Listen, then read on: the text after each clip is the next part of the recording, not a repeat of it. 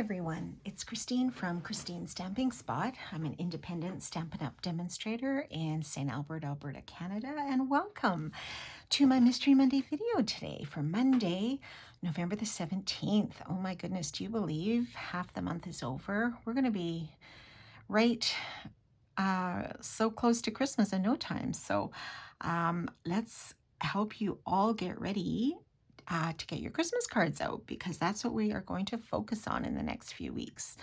So today we are going to take a look at this Christmas Greenery dies bundle. Now I'm actually not going to use the stamp set today. I will use it on a future project, but I am going to use these dies. These are amazing. A lot of them cut out images from the Coordinating Designer Series paper, which you may have seen, but I will share that with you next time as well. But I am going to use this particular die, this large pine die. We're going to kind of make a pine themed sort of card today.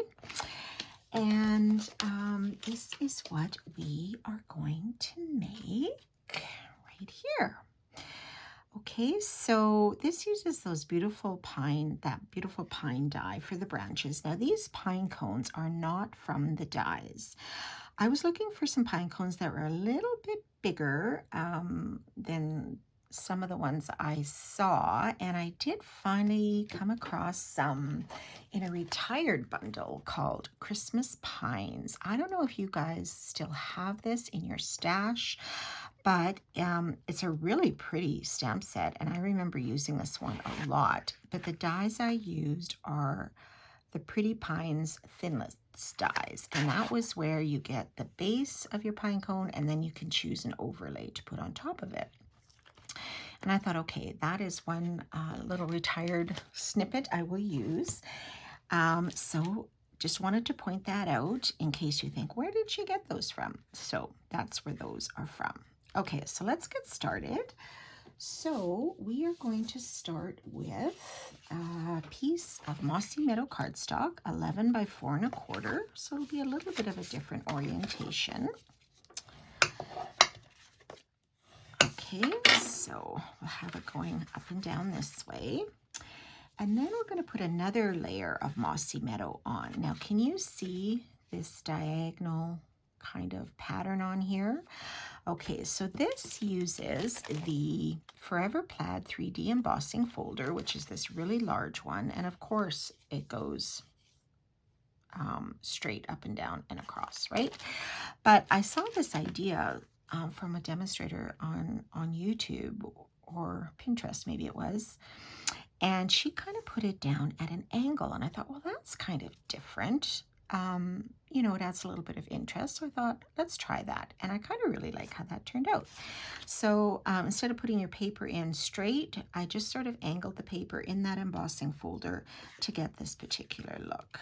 Okay, so super easy to do and adds a little bit of interest. So if you're thinking, why is that slanted? It's meant to be slanted, trust me. Okay. So let's put this on here. Okay, so we're going to set this aside for a second.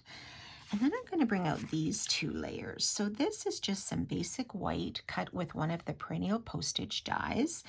And I wanted a designer series paper that was pretty neutral, but still had a teeny bit of a pattern in it.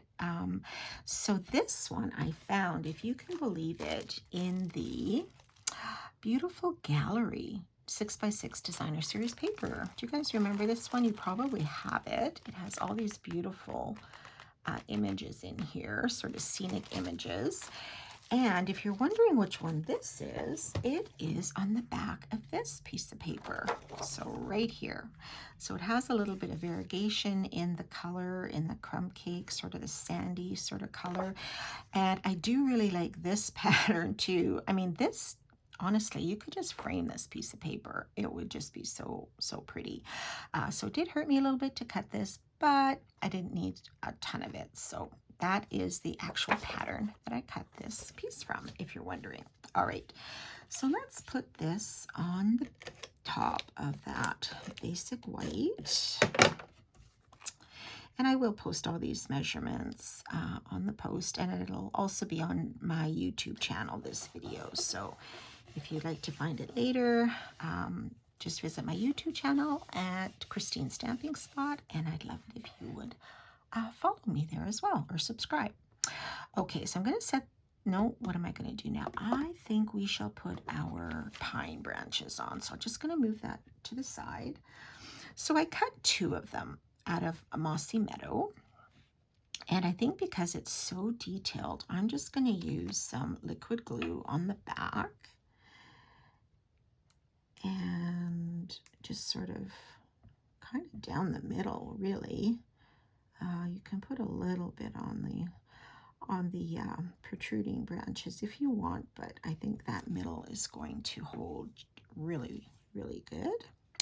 And I just want these to cascade sort of down from the corner. So if they go over my die a little bit, I'm not too concerned because we still have the base, right? We have some extra room on that base. Okay, so let's do the second one. And I didn't want to put these on dimensionals because we're going to add our pine cones on dimensionals, and I didn't want too many things popping up because eventually keep popping and popping, then as much as I love dimensionals, but too many may not allow us to fit our card in our envelope, which would not be fun. Okay, so I'm just going to put this one down a little bit to the side here, a little overlapping. Okay, so something like that.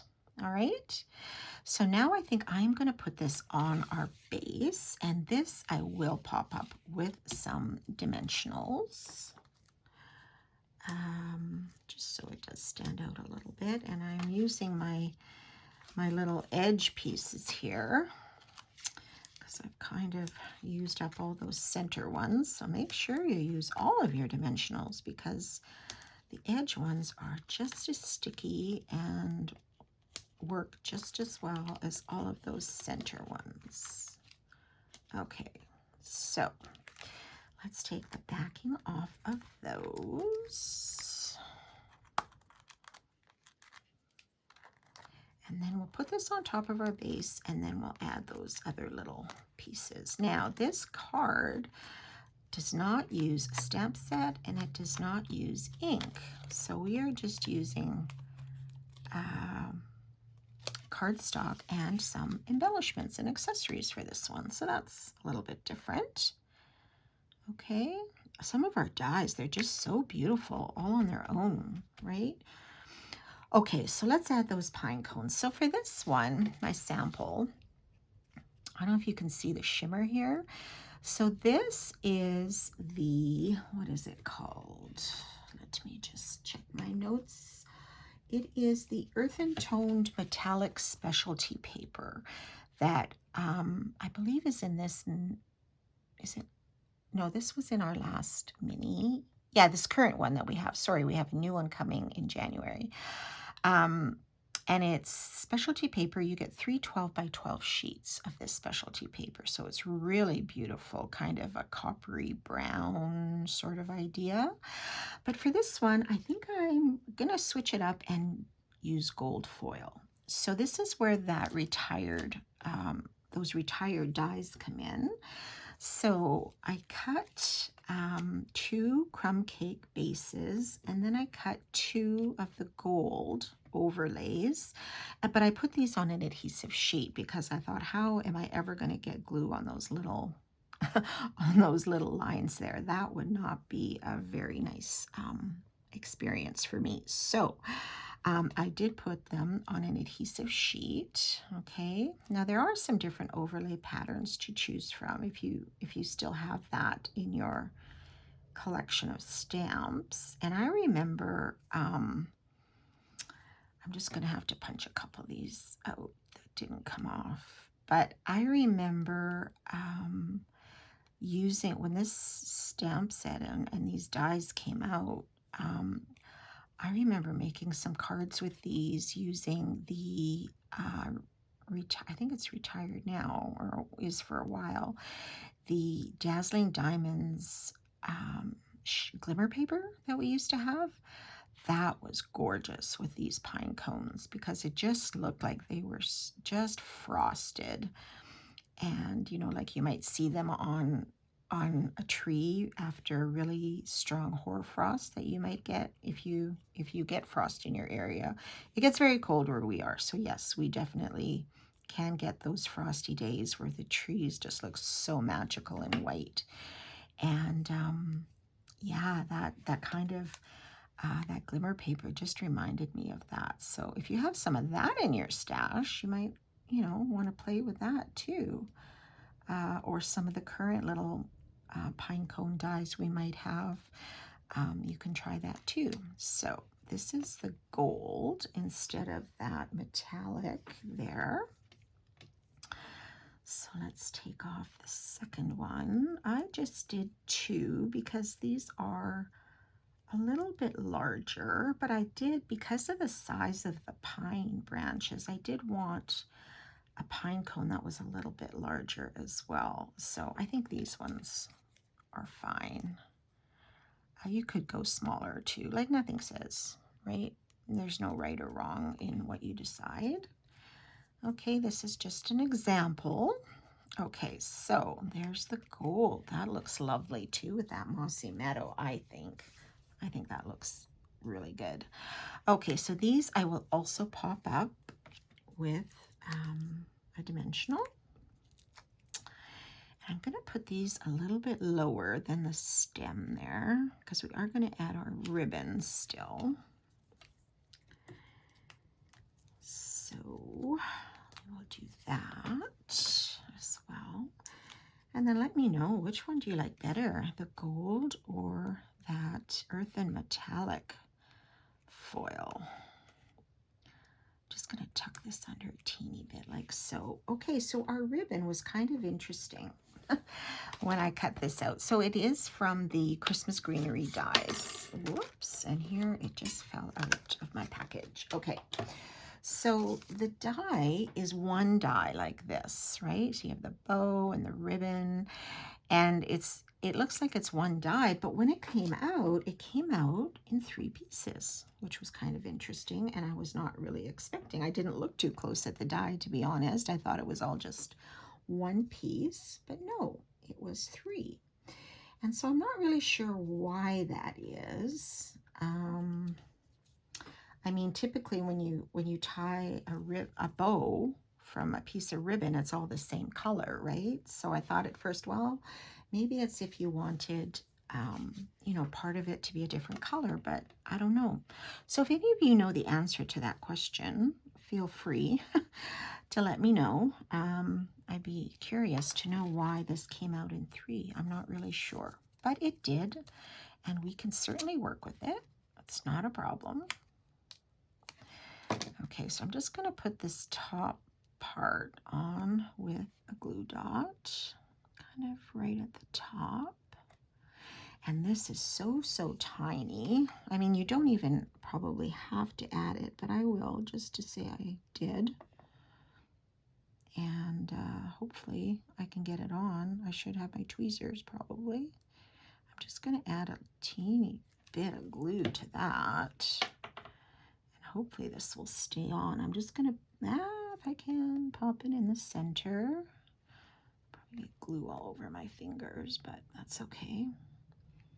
And I'll just pop that in the center, like so. So I've got all these little gold foil on my fingers now. So it does add that teeny little button there in the middle of the ribbon. So I guess you could make that a different color too if you wanted, but I'm happy with how that looks. That's fine. Okay, so then I am going to put some mini dimensionals on this one. And then we will pop that on top of those pine cones. And I always love doing some sort of card at Christmas with trees or some sort of greenery. So this kind of makes me happy, this kind of a card. I really like these. I just think, you know, trees covered in snow and things are so beautiful in the winter time. And we definitely get our share of winter, probably a good 5 to 6 months of the year. which is a lot. Okay, so let's put, oops, got stuck there. Let's just pop this maybe, I don't know, should I go a little bit higher? Or should I put it right where those pine cones are? I'll just do it here. Like so, okay. And then we are going to put a greeting on, but I mentioned we are not going to stamp it. So what we're going to do instead is use this ephemera pack. This is the Greetings for You Mix and Match ephemera pack. Okay, this is just brilliant, I think, because it's awesome if you don't, number one, have a ton of Christmas greetings kicking around or whatever. It's very elegant with the gold on the white, and there's quite a selection. So what you get in the package is you get 6 sheets and 2 of each design. Okay, so let me just see if I can put these up where you can see them. So you've got that one and these 2 as well. So there are a number of pieces in each sheet. Now I have used some of them, that's why they're missing. So what should we put on this one? This one, I did the simple Merry Christmas like that, which I like. I don't want anything really big. And there's also some from Our House to Yours, which is lovely if you're giving your neighbors a little gift or a little bit of baking for somebody. Those are nice as well. And you could always mat these on another little piece of cardstock if you wanted to add a little bit of color around it too. So let me see, which one should we use? Joy is nice. 'Tis the season, merry and bright. Merry Christmas. Let's add this Merry Christmas here. Okay, so they just pop out, which is perfect. So don't have to emboss or anything. They're all ready to go. So let me just put a couple, oops, that's not a dimensional. That's the little paper on top of our dimensional. And that one, nope, there we go. Oh my goodness, okay.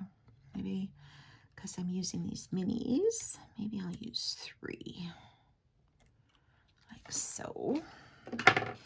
Bring our card back, and then we will add this little greeting, and maybe put it right down, let's say about here.